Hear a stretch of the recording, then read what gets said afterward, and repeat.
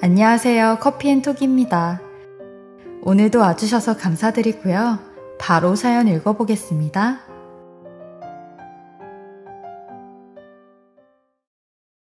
안녕하세요. 저는 40대 후반의 남자이고 현재는 공장에서 일을 하고 있는 사람입니다.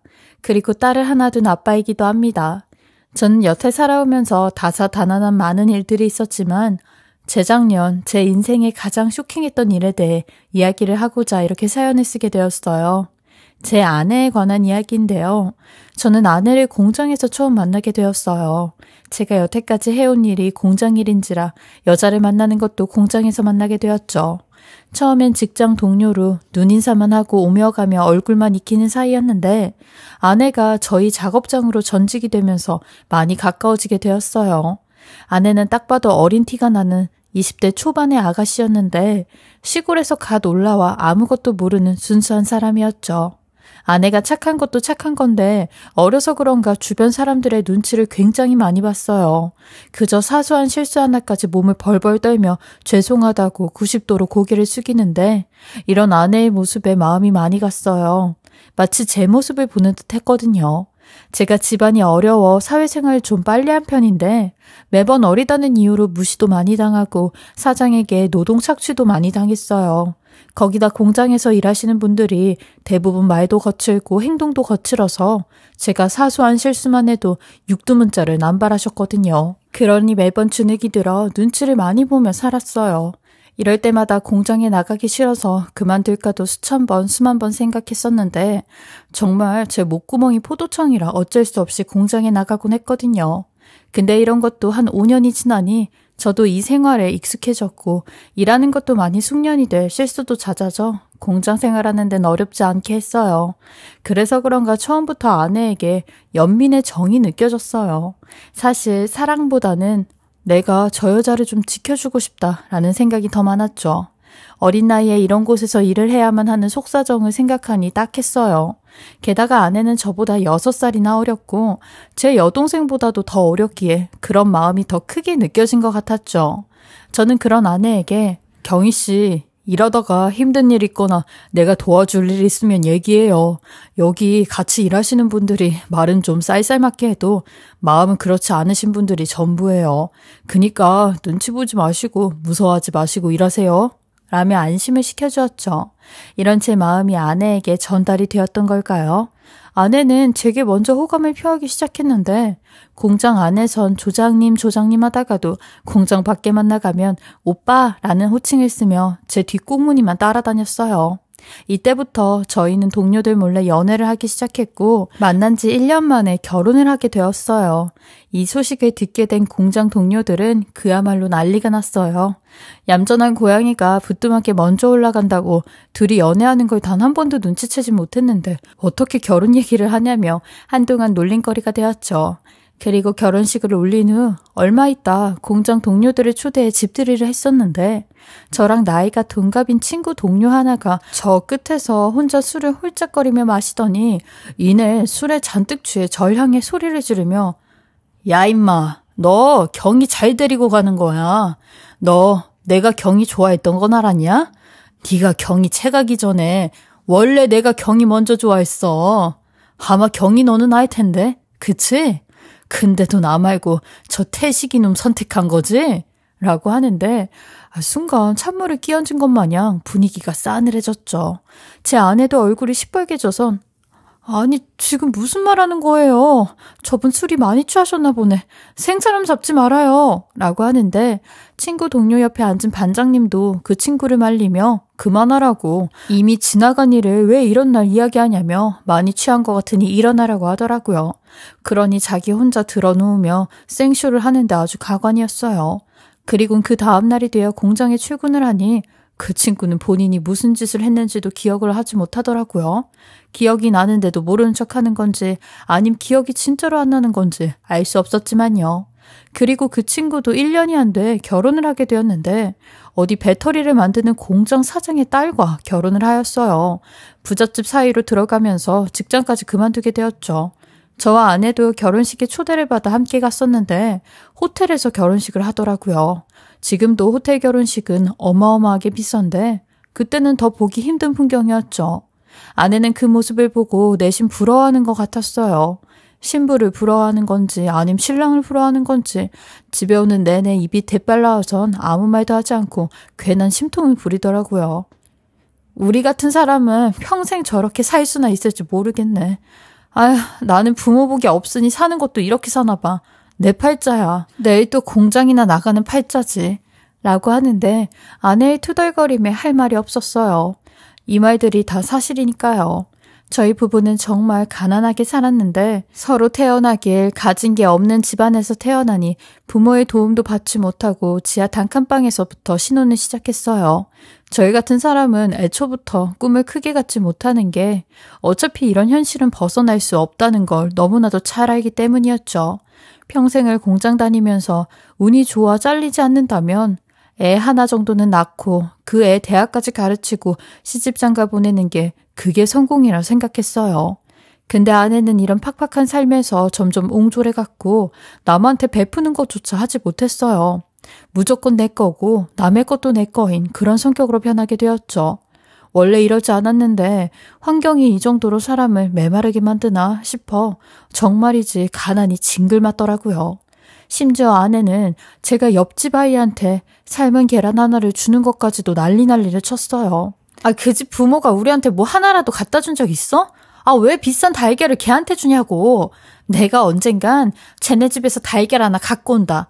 라며 눈을 흘겨뜨는데 옆집 애가 아무것도 못 먹고 부모를 기다리고 있길래 안쓰러워서 달걀 하나 준 거라고 해도 제 말은 듣지도 않고 씩씩거렸죠. 이런 아내는 오로지 부자가 되는 게 본인의 꿈이며 제일 큰 목표가 되어버렸고 저는 이런 아내를 볼 때마다 아직 어려서 그런가 보다.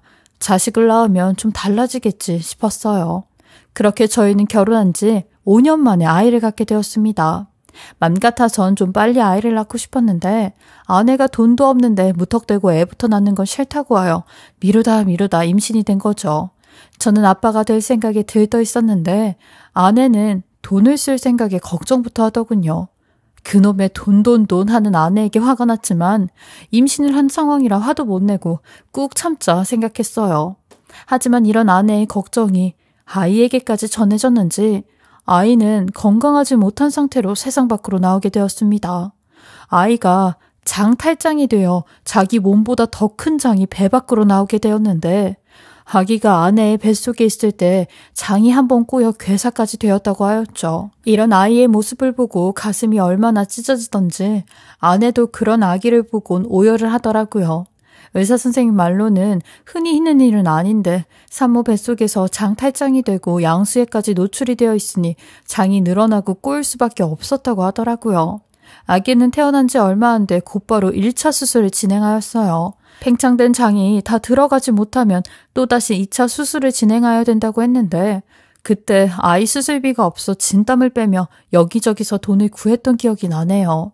저는 정말 신락 같은 희망으로 매주 토요일마다 로또를 사며 제발 우리 딸만 살려달라고 빌고 또 빌었죠. 근데 제 모습을 보는 아내는 로또 사는 돈도 아깝다며 그 돈으로 애 수술비나 보탤 생각을 하라고 하더라고요. 왜 요령을 피우려고 하냐며 야단을 떠는데 이렇게라도 내 딸 살려보려고 그러는 거 아니야? 라며 아내에게 처음으로 소리를 냈고 성질을 냈어요. 돈이 없어서 아이 치료를 하지 못하는 제 심정은 오죽하겠냐고요. 그렇게 저희 딸은 2번의 수술을 받고 나서야 장이 몸 안으로 들어가게 되었어요. 그치만 워낙 몸이 약하게 태어난 딸은 평생 잔병치레를 달고 살았고 한 달에 2번은 응급실에 가며 1년에 한 번은 꼭 입원을 하게 되는 건강하지 못한 시간을 보냈어요. 그럴 때마다 돈이 없어 병원에서 주는 약만 먹이고 제대로 된 치료를 해줄 수 없었죠. 아내도 이런 딸을 위해 야간 근무까지 하며 공장에서 일을 했어요. 저 또한 마찬가지로 2잡, 3잡까지 뛰며 돈을 벌었지만 형편은 전혀 나아지지가 않았더라고요.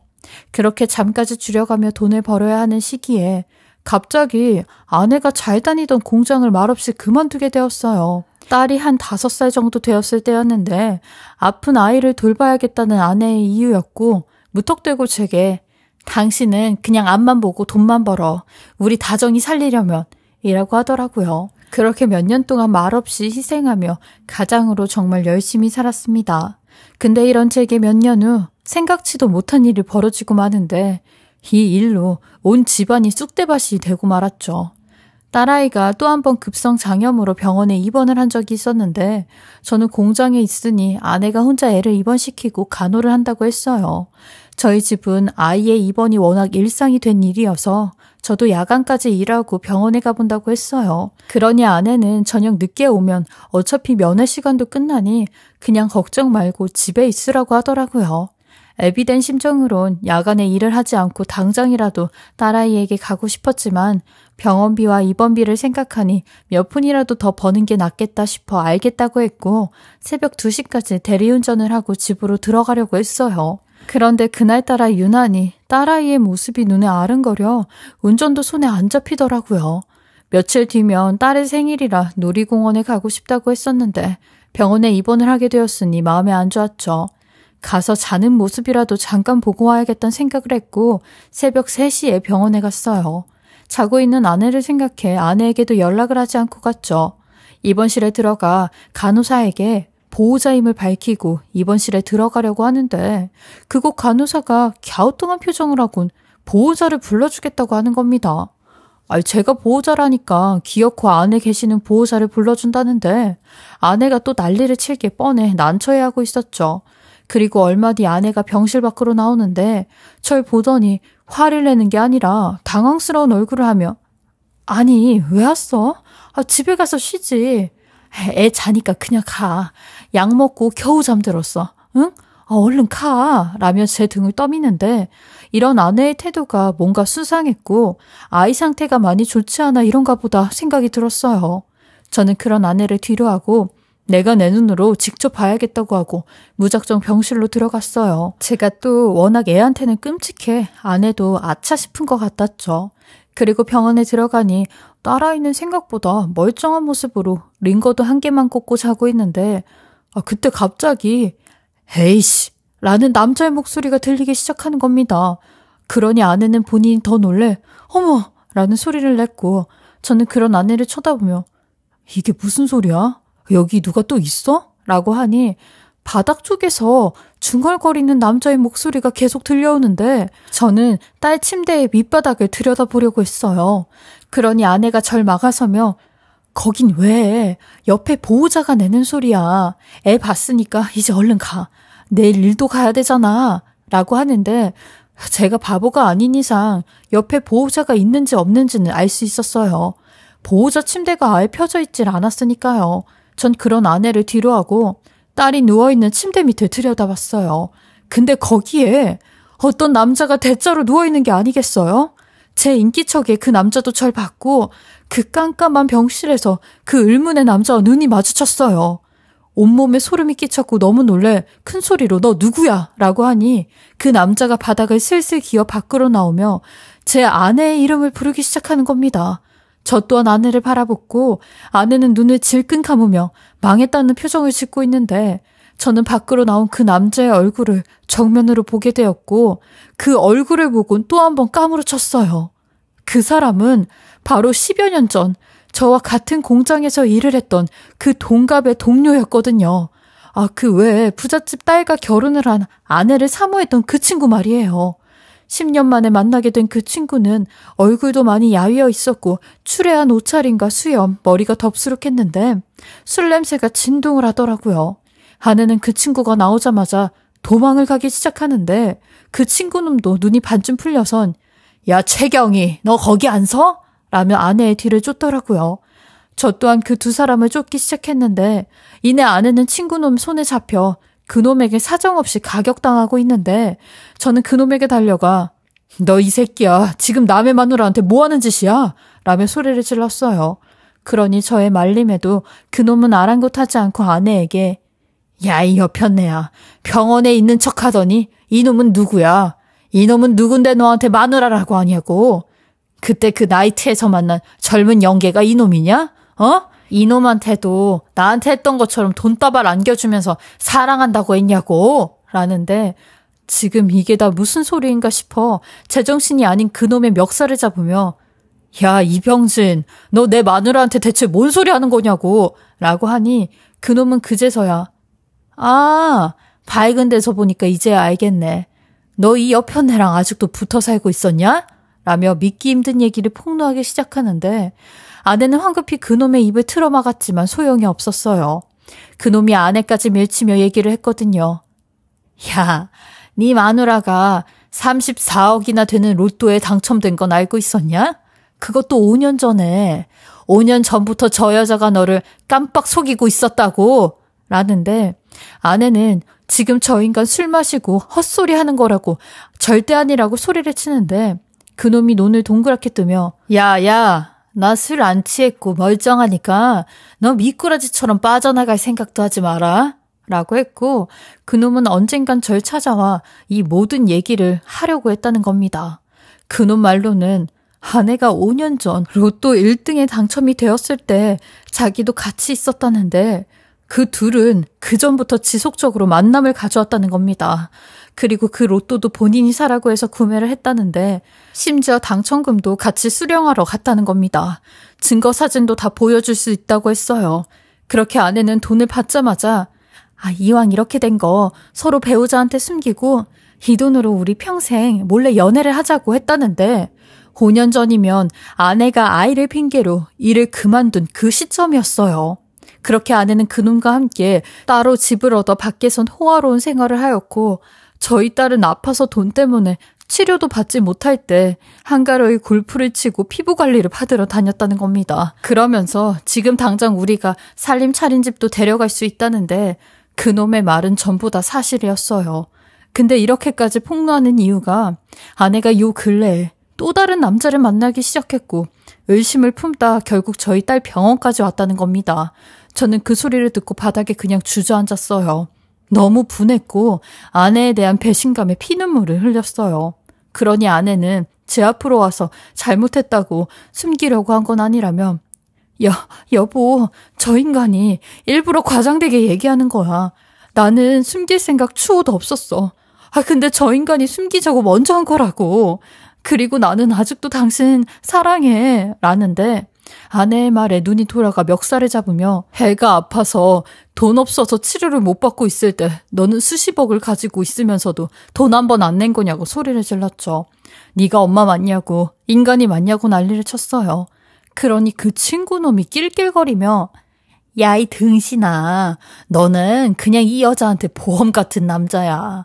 네 마누라가 나한테 그러더라. 나중에 지가 아프거나 병에 걸리면 지를 간호해 줄 사람이 너밖에 없어서 데리고 사는 거라고. 너 여태껏 저 백녀한테 속은 거라고. 라는데 그동안 살아온 세월이 너무나도 허무했습니다. 평생을 같이 산 나한테는 그 사실을 숨기고 상간남한테는 다 말할 정도였다니 나는 대체 저 여자에게 무슨 존재인가 했어요. 당장이라도 그 연놈들 없애버리고 싶은 분노가 머리 끝까지 찼는데 그럴 수도 없었죠. 그러면서도 저랑 살 땐 그렇게 돈돈돈 거린 거 아니냐고요. 그래요. 남편인 나한테 로또 당첨된 걸 숨겼다 치자고요. 그렇다고 해도 아픈 아이 병원비 한 번을 안 내고 딴 놈이랑 저짓거리 하고 다니는 게 말이나 되냐고요. 나는 남편이어도 아이는 지 피가 섞인 지 새끼 아니냐고요. 처음에 아내가 변한 것도 가난한 환경 때문에 욕심이 많아진 건 줄 알았는데 그게 아니라 아내는 원래부터 성격이 저렇게 개쓰레기였던 거였네요. 저는 당장 이혼 소송해서 네가 가지고 있는 그 돈 전부 다 뺏어올 거라고 했어요. 그리고 그 다음날 변호사 사무실에 가서 알아보니 로또 자체는 제가 기여한 바가 없어 재산 분배 대상이 아니라고 하는 겁니다. 그래서 전 아주 오랫동안 곰곰이 이 두 것들을 어떻게 매장시킬까 생각을 했는데 이 사실을 모르고 있는 아내의 친정 식구들부터 친척 그리고 지인들에게까지 전부 다 알리기로 마음을 먹었고 그 소리를 들은 사람들이 득달같이 아내에게 달라붙으며 돈을 떼어먹기 시작했어요. 그리고 그 소문은 아주 빠르게 퍼져나가 아내에게 투자자라는 사기꾼까지 붙기 시작했죠. 아주 무섭게 돈이 사라지더라고요. 전 그 틈을 타 저 또한 이혼소송 진행을 하였어요. 근데 제 얘기를 다 들으신 변호사님께서 조심스럽게 친자검사를 진행해보자고 하는 겁니다. 그 말에 덜컥 겁이 났어요. 제가 10년 동안 키워온 내 딸이 실은 내 딸이 아니면 어떡하지 싶었죠. 근데 이런 제 예감은 틀리지 않았고 저희 딸마저 제 딸이 아님으로 밝혀지고 말았습니다. 저는 이 사실까지 더해 아내에게 법적으로 유책의 책임을 물 수 있었고 그 아이의 친부가 그 친구놈이라는 것도 알아낼 수 있었어요. 그리고 그 결과를 들고 친구놈의 부자 와이프를 찾아갔습니다. 그놈이 제게 엿을 날린 것처럼 저도 그놈 앞에서 아주 큰 엿을 날릴 기회가 온 거죠. 그놈 술김에 홧김에 복수심에 제게 했던 말들을 그대로 돌려받게 되는 상황이었어요. 결국 그놈 제 장인 어른에게 기싸대기 한 대 맞고 그 집에서 한 푼도 받지 못한 채 맨몸으로 쫓겨났고 제 아내인 쓰레기 같은 여자도 결국 로또로 당첨된 돈을 전부 다 뺏기게 되었어요. 이미 사기까지 당해 돈 절반은 날린 상태였는데 거기에 로또 당첨 사실이 알려지게 되면서 사람들이 돈 좀 빌려달라고 하며 협박까지 해댔대요. 실제로도 로또 당첨이 되면 사람들에게 돈을 다 뺏겨 금방 날려버린다고 하더라고요. 저도 이 상황을 노리고 일부러 이런 짓을 벌인 거죠. 거기다 아내는 이혼 소송까지 진행 중이니 모든 걸 다 잃고 났을 때 저한테 와선 한 번만 용서해달라며 사정을 하더라고요. 이제 자기나 나나 정말 무일푼 가난한 사람들이니까 우리 가난한 사람들끼리 서로 의지하면서 다시 살아보자. 지난 10년 동안 우리 부부였잖아. 그리고 딸애는 그 새끼한테 데려다가 키우라고 하면 돼. 라는데 그 말에 그 여자를 바닥으로 밀치며 너는 정말 사람도 아니라고 했네요. 나는 내 딸이 아니었음에도 한 번에 맘 정리가 안 되는데 너는 그런 말이 쉽게 나오냐고 했어요. 진짜 내가 본 인간 중에 제일 최악이고 쓰레기라며 너 같은 인간은 진짜 지옥불에 떨어져야 된다고 했죠. 그리고 재판 결과 나오는 대로 이혼하고 위자료랑 손해배상도 제대로 지급하라고 했어요. 그거 제대로 안 하면 너한테 다시 소송 걸 거라고 했네요. 그러니 제 다리를 붙잡으며 손이 발이 되게 비는데 더 과간인 게 이미 돈 맛을 알아버려서 어디 가서 핫금일하면서 돈을 못 벌겠다는 겁니다. 그래서 저도 그 여자한테 야, 너 왜 그래? 원래 그 자리가 네 자리고 네 위치야. 넌 평생 그런 일 하면서 지옥 속에 살아야 된다고. 라며 더러우니까 나 만지지 말라며 그 자리 나와버렸어요. 그리고 저는 이혼 승소 후 전처에게 받은 위자료랑 손해배상 그리고 상간남 위자료까지 싹 다 받아서 다른 지역으로 아예 이사를 했어요. 사실 딸이었던 그 아이에 대한 추억 때문에 그곳에서 사는 게 괴로웠거든요. 부모도 아니었던 제가 이런 마음인데 전처라는 애미는 지 자식이 아파도 버릴 생각부터 하니 그 여자 인성 말 안 해도 알 수 있었죠. 그리고 아는 지인한테 전처 소식을 듣게 되었는데 2년이 지난 지금 전처는 숙박업소에서 숙식 해결하며 청소일 하고 있다고 했어요. 집 하나 구할 돈이 없어 그러고 살고 있는 게 아주 속 시원했습니다. 절 호구 취급하며 이용했던 그 10년을 그 여자도 똑같이 받아봐야죠. 비록 지금은 제 곁에 아무도 없지만 평생 그러고 살 뻔한 거 구사일생으로 빠져나왔다 생각하며 하루하루 성실하고 최선을 다해 살아가려고 해요. 제 긴 이야기 들어주시고 읽어주셔서 감사하고요. 다들 건강하시고 행복한 가정을 꾸리시길 바랍니다. 지금까지 커피앤톡이었습니다. 오늘도 끝까지 함께 해주셔서 감사하고요. 저는 다음 영상으로 또 찾아뵙겠습니다.